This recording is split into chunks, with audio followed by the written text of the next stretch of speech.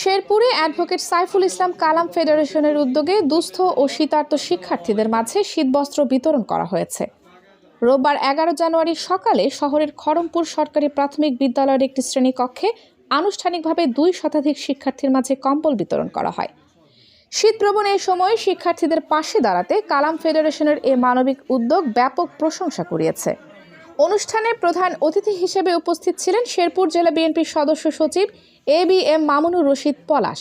তিনি বলেন, শীতার্ত মানুষের পাশে দাঁড়ানো আমাদের নৈতিক দায়িত্ব।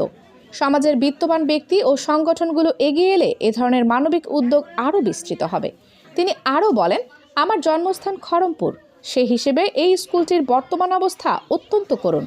বিএনপি যদি ক্ষমতায় আসে, ইনশাআল্লাহ 1 বছরের মধ্যেই এই স্কুলের রূপ পাল্টে দেওয়া হবে এবং একটি 5 তলা ভবন নির্মাণের আশ্বাস দিচ্ছি। অনুষ্ঠানের উদ্বোধক ছিলেন অ্যাডভোকেট সাইফুল ইসলাম কালাম ফাউন্ডেশনের সাধারণ সম্পাদক মোহাম্মদ শওকত হোসেন। বিশেষ অতিথি হিসেবে উপস্থিত ছিলেন অ্যাডভোকেট সাইফুল ইসলাম কালাম ফেডারেশনের সাংগঠনিক সম্পাদক মোহাম্মদ শফিকুল ইসলাম গোল্ডেন, 5 নং ওয়ার্ড বিএনপির সাবেক সাধারণ সম্পাদক মোহাম্মদ নাসিম উদ্দিন নসি, আলহাজ ফরিদ আহমেদ লুলু, সভাপতি খড়মপুর জামে মসজিদ কমিটি এবং বিশিষ্ট সমাজসেবক মাজহারুল করিম রাখি। এছাড়াও অনুষ্ঠানে উপস্থিত ছিলেন খড়মপুর সরকারি প্রাথমিক বিদ্যালয়ের প্রধান শিক্ষক সেলিনা খাতুন। অনুষ্ঠানে সভাপতিত্ব করেন অ্যাডভোকেট সাইফুল ইসলাম কালাম ফেডারেশনের সভাপতি আলহাজ মোহাম্মদ শফিউল আলম চান। সভাপতির বক্তব্যে তিনি বলেন, শীতবস্ত্র শুধু কম্বল নয়, এটি অসহায় মানুষের জন্য উষ্ণতার বার্তা। সমাজের সর্বস্তরের মানুষকে মানবিক কাজে এগিয়ে আসতে হবে। অনুষ্ঠানে সার্বিক ব্যবস্থাপনায় ছিলেন শেরপুর জেলা স্বেচ্ছাসেবক দলের যুগ্ম আহ্বায়ক মোহাম্মদ হযরত নোমান নয়ন। শীতবস্ত্র পেয়ে শিক্ষার্থীরা আনন্দ প্রকাশ করে এবং কালাম ফেডারেশনের প্রতি কৃতজ্ঞতা জানান। একই সঙ্গে স্থানীয় অভিভাবকরাও এ ধরনের মানবিক উদ্যোগকে স্বাগত জানান।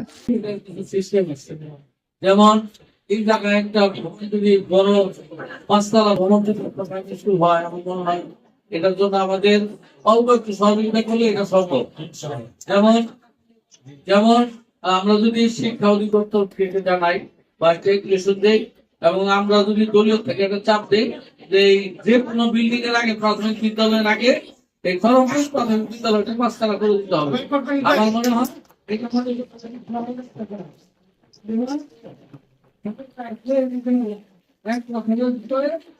খড়মপুর স্কুলের যে আনাপত প্রথম করবো, এটা আমরা আশা করি এবং আমরা